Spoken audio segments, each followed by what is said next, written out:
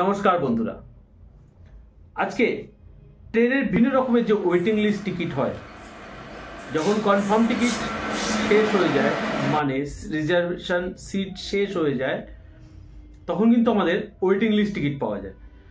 এবং waiting list বিভিন্ন রকমের হয়, সেটা নিয়ে অলরেডি আমি ভিডিও বানিয়ে রেখেছি।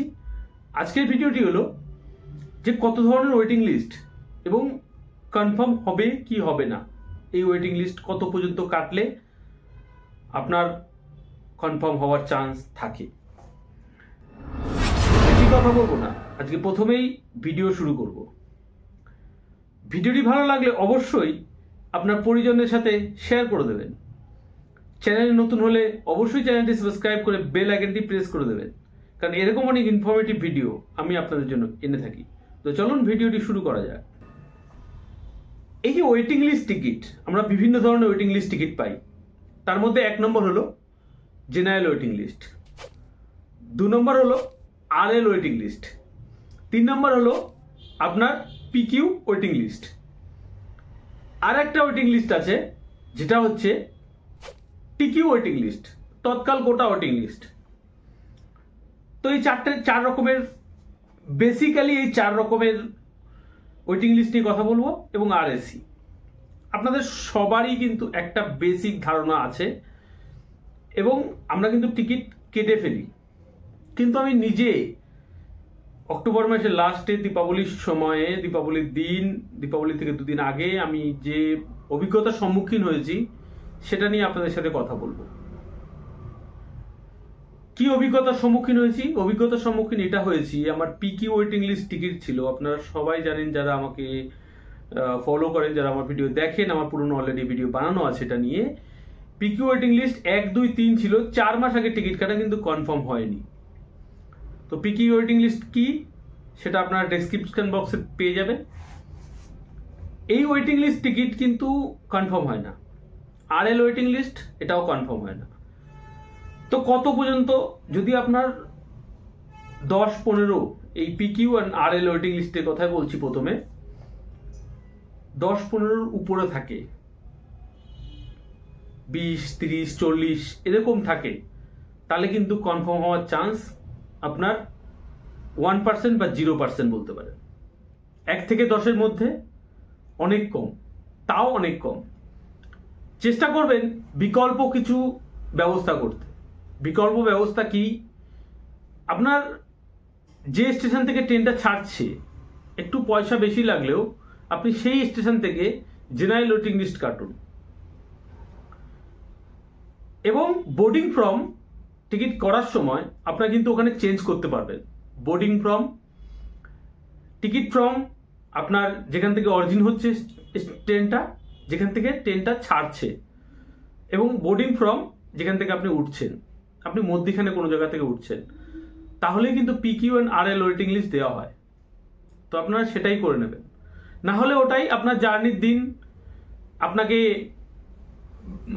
খুব পরিশান হয়ে যাবেন আপনি,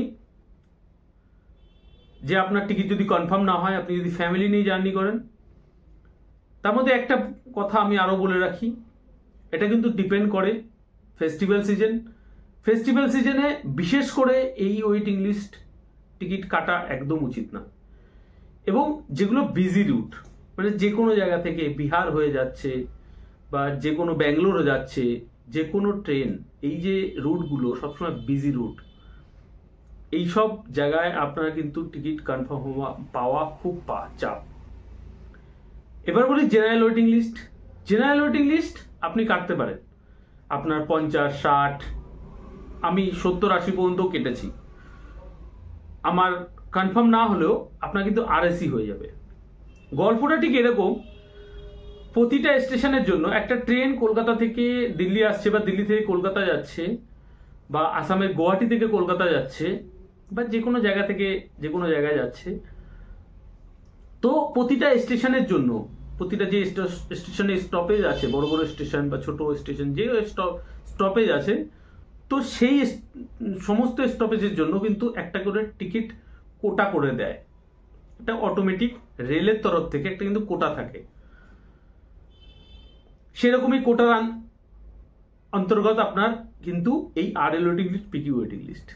কোটা মানে কিরকম, আমি দিল্লি থেকে কলকাতা যাব, যেখান থেকে ছাড়ছে আর যেখানে গিয়ে পৌঁছাচ্ছে ডেস্টিনেশন পয়েন্ট সেখানে যাব, একটা আমার যদি টোটাল ট্রেনে 500 সিট থাকে, তাহলে কিন্তু আমি একটা এক্সাম্পল দিচ্ছি, এটা একটা উদাহরণস্বরূপ অনলি, যদি 500 সিট থাকে তাহলে কিন্তু আপনার 400 সিট এই যারা কলকাতা দিল্লি থেকে কলকাতা যাচ্ছে তাদের দিল্লি টু কলকাতার জন্য ছাড়া হয়, এবং যেই 400 সিটটা যখনই কমপ্লিট হয়ে যায় তখন কিন্তু জেনারেল ওয়েটিং লিস্ট চলে যায়। এটা সিম্পল ভাষায় আমি বোঝানোর চেষ্টা করছি। আপনি কানপুর থেকে কাটছেন, কানপুরের জন্য কানপুর থেকে কলকাতা বা কানপুর থেকে দুর্গাপুর, আসানসোল, যে কোনো অন্য স্টেশনে কিন্তু একটা 50টা সিট ধরুন আপনার অ্যালোকেট করলো, যে কানপুর থেকে যারা কাটবে যে কোনো স্টেশনে যাক তাদের জন্য 50টা বা 40টা বা 30টা। তবে আপনি ভাবুন 400 টিকিটের মধ্যে যখন প্লেটা হবে, 400 টিকিটের মধ্যে যখন মানুষ ক্যান্সেল করবে তখন আপনার চান্স বেশি থাকবে নাকি 30, 40, 50টা সিটের মধ্যে আপনার চান্সটা বেশি থাকবে? আপনার কানপুর থেকে যদি আপনি বোর্ডিং করেন, আপনার টিকিট করেন, তাহলে যা টিকিট ফেয়ার, আপনি যদি নিউ দিল্লি থেকে করেন তাহলে কিন্তু টিকিট ফেয়ার হয়তো সামান্য একটু বেশি, কিন্তু আপনার চান্সটা কিন্তু অনেকটাই বেড়ে যাবে। তো আমার ব্যক্তিগত মত অনুযায়ী আপনারা অ্যাভয়েড করার চেষ্টা করবেন এই PQ waiting list and RL waiting list.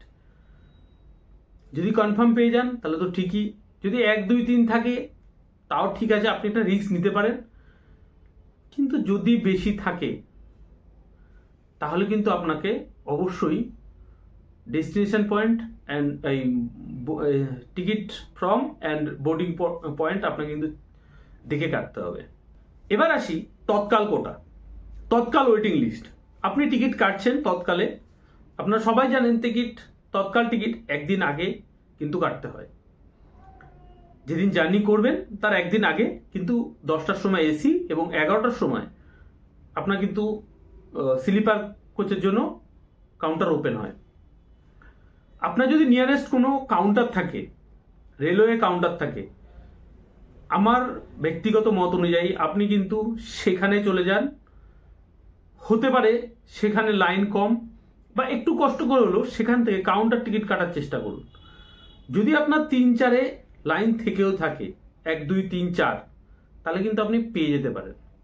যদিও রুট অনুযায়ী, বারবার বলছি, রুট অনুযায়ী ডিপেন্ড করে, ফেস্টিভ্যাল সিজনে ডিপেন্ড করে। আপনি কিন্তু ঘরে বসে যদি কাটতে চান তাহলে কিন্তু খুবই কম চান্স।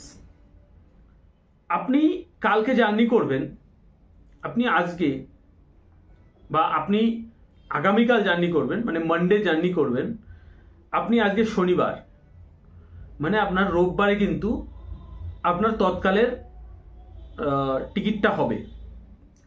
আপনি কি করবেন, শনিবার রাত্রি ঠিক 12টার পরে, ধরুন 1টা 2টোর সময় রাত্রে আপনি একবার চেক করে নিন, বা সকালেও চেক করতে পারেন, রোববার সকালে আর্লি মর্নিংয়ে বা শনিবার মিড নাইটে 12টার পরে, যে আপনি যে টিকিট করবেন স্লিপার বা এসি, সেখানে তৎকালের জন্য কতটা সিট, কোন ট্রেনে কতটা সিট অ্যালোকেট করা আছে। তখন ওপেন হয় না যদিও, কিন্তু ওখানে কিন্তু সিট অ্যাভেলেবেলটা দেখিয়ে দেয় যে তৎকালের জন্য কতটা সিট রিজার্ভ করে রাখা আছে। যেমন আমি এই কিছুদিন আগে রবিবার আমি টিকিট করব, আমি কিন্তু শনিবার রাত্রিবেলা আমি চেক করলাম, যে ট্রেনটা আমি টিকিট কাটতে চাই 4-5টা ট্রেন ছিল, তার মধ্যে সমস্ত টিকিট কিন্তু যে এসিতে আপনার 73টা, 50টা, 40টা বা 80টা এরকম কিন্তু সিট ওরা করে রেখেছে এসিতে। আমি এসির কথা বলছি এখন। স্লিপারে একটু বেশি থাকে, হয়তো 150, 120 এরকম সিট থাকে তৎকালের জন্য। আমি দেখলাম গরিব রথ বলে একটা ট্রেন, আপনারা সবাই জানেন গরিব রথ কিন্তু অনলি এসি থাকে, কোনো স্লিপার কোচ থাকে না বা কোনো জেনারেল কোচ থাকে না, ফুল ট্রেনটাই এসি। তখন আমি দেখলাম ওই ট্রেনে আপনার 250টা সিট, 250টা সিট অ্যাভেলেবেল আছে তৎকালের জন্য। তবে আপনারাই বলুন যে আমি 73টা সিটে বেশি চান্স থাকবে নাকি আমার 250 সিটে বেশি চান্স থাকবে। তখন আমি কি করলাম, আমি কিন্তু 250টা সিট যেহেতু আছে আমি কিন্তু সেখানে ট্রাই করব, এবং আমি করলামও তাই। যদিও আমি স্টেশনে যাইনি, কারণ অত সকালে স্টেশনে গিয়ে লাইন দেওয়াটা খুব কষ্টকর, তার জন্য আমি ঘরেই চেষ্টা করলাম। কারণ আমি জানি 250টা সিট আছে, 73টা সিটের জন্য আমার হয়তো 2-3 মিনিট 4 মিনিট পাবো, কিন্তু আমি 250টা সিট যেহেতু আছে আমি কিন্তু একটু বেশি টাইম পাবো বুক করতে। সুতরাং আমি চেষ্টা করলাম এবং আমার কিন্তু প্রায় 7 মিনিটে আমার টিকিটটা হলো, কনফার্ম সিট পেলাম, কিন্তু তার পরক্ষণে কিন্তু শেষ হয়ে গেছে, মানে 7-8 মিনিটের মতন আপনার কিন্তু টিকিটটা ছিল। তো আমি আপনাদের বলবো যে আপনারা কিন্তু এরকম দেখে করবেন যে আমার কোন ট্রেনটা আছে, আমি যেখানে যাব সেই রুটে কতগুলো ট্রেন আছে ভালো ট্রেন, এবং তৎকালে আমার কোন ট্রেনের সিট বেশি। এটা কিন্তু আপনি আগে 2 দিন আগে 3 দিন আগে জানতে পারবেন না, এটা কিন্তু আপনাকে একদিন আগে, আমি যেটা বললাম আপনাকে, আপনি সোমবারে, আবার রিপিট করছি আমি, আপনি সোমবারে জার্নি করবেন, আপনাকে রোববারে 10টার সময় টিকিট কাটতে হবে, 10টা বা 11টা, 10টার সময় টিকিট কাটতে হবে। আপনাকে শনিবার রাত্রে 12টার পরে, মানে আপনাকে 1টা-2টো সময় থেকে শুরু করে সকাল 9টা পর্যন্ত বা 10টার আগে পর্যন্ত আপনি কিন্তু এটা চেক করতে পারেন যে আমার কোন ট্রেনে তৎকালের জন্য কত সিট অ্যালোকেট করা আছে। তো সিম্পল হিসাব, তৎকালে ঘরে বসে চেষ্টা করাটা, যদি বেশি সিট থাকে 250-200 সিট থাকে তাহলে ঠিক আছে, আদারওয়াইজ 50-60টা সিট খুব চাপ। আমার মিসেস যে কনফার্ম টিকিটটা পেয়েছিল তৎকালের, সেই কনফার্ম টিকিট কিন্তু কাউন্টার থেকে পেয়েছে, এবং 3 জনের পিছনে লাইন ছিল। 1 মিনিট 4 সেকেন্ড বা 10 সেকেন্ডের মতন টাইমে কিন্তু কেটেছে, মানে 10টা 1 থেকে অল্প একটু টাইমে, মানে আপনি বুঝতে পারছেন 3 নম্বরের লাইন, এবং কত তাড়াতাড়ি কাউন্টারের লোক কত তাড়াতাড়ি টিকিটটা কিন্তু কাটে। আর এবং তৎকাল কিন্তু খোলে অল ওভার ইন্ডিয়াতে, সব জায়গা থেকে তৎকাল খোলে। তো এবার আমি বলছি তার 2 দিন আগের কথা, আমি তৎকালে ট্রাই করেছিলাম, কিন্তু আমার কিন্তু তৎকালে ওই 7-8 মিনিটেই টিকিটটা বুক হয়। 73টা সিট অ্যাভেলেবেল ছিল, 7-8 মিনিটে যখন টাকা কেটে বুক হয় তখন কিন্তু 6-7-8 ওয়েটিং লিস্ট বুক হয়ে যায়। কিছু করার নেই, আমার আইডিয়া ছিল না যে তৎকালেও কনফার্ম হওয়ার চান্সেস থাকে। আমি ক্যান্সেল করতামই, কিন্তু ভাবলাম দেখি কি হয়। আনফর্চুনেটলি টিকিটটা আমার যেদিন জার্নি করব চার্ট প্রিপেয়ার হলো, আমার কিন্তু একটা টিকিট কনফার্ম হলো, অনলি 1 টিকিট। 3টে টিকিটের মধ্যে অনলি 1 টিকিট কনফার্ম হলো, আর 2টো কিন্তু ওয়েটিং লিস্ট থেকে গেল। এই যে ওয়েটিং লিস্ট থেকে গেল, এইটা কিন্তু খুব সমস্যার বিষয় যদি আপনি ফ্যামিলি নিয়ে থাকেন এবং আপনার যদি লাগেজ বেশি থাকে। তো যত আমি টিডিআর ফাইল করলাম, টিডিআর ফাইল করতে হয়, কারণ এটা কিন্তু অটোমেটিক রিফান্ড হয় না ওয়েটিং লিস্ট, যেহেতু 3 জনের টিকিট ছিল, ফ্যামিলি ছিল, তো আমি কিন্তু জার্নি করব না একজনের কনফার্ম নিয়ে। সুতরাং আমি কিন্তু টিকিটটা ক্যান্সেল, টিডিআর ফাইল করলাম, এবং তার কিছুটা অঙ্ক আমার টাকা এসে গেছে তুরন্ত, এবং কিছুটা আসেনি, মানে ওয়েটিং লিস্টের যে টাকাটা সেটা আসেনি এখনো। আমি জানি না, আমি আপনাদের আপডেট দেব যে সেটা কবে আসছে। আমি কিন্তু কনফার্ম টিকিট যেটা টিডিআর করেছিলাম, টোটাল 3টে টিকিটই টিডিআর করেছিলাম, কিন্তু আমি কনফার্ম টিকিটের টাকাটা কিন্তু তুরন্ত পেয়ে গেছি, কিন্তু ওয়েটিং লিস্টের টিকিটের টাকাটা কিন্তু এখনো পাইনি।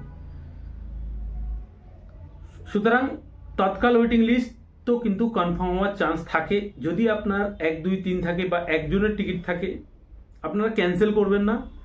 যদি 1, 2, 3, 4, 5 থাকে, হতে পারে ক্যান্সেল আপনার টাকা রিফান্ড পেতে পারেন। যে কোনোভাবে তৎকাল টিকিট কেউ কনফার্ম টিকিট ক্যান্সেল করে না, সেটা অন্য কোনো কোটা থেকে হতে পারে, আপনার টিকিট কিন্তু কনফার্ম হলেও হতে পারে। সুতরাং তৎকাল টিকিট যদি 1 থেকে 5-এর মধ্যে থাকে ওয়েটিং লিস্ট, তাহলে কিন্তু আপনারা ক্যান্সেল করবেন না, আপনারা কিন্তু ওয়েট করতে পারেন।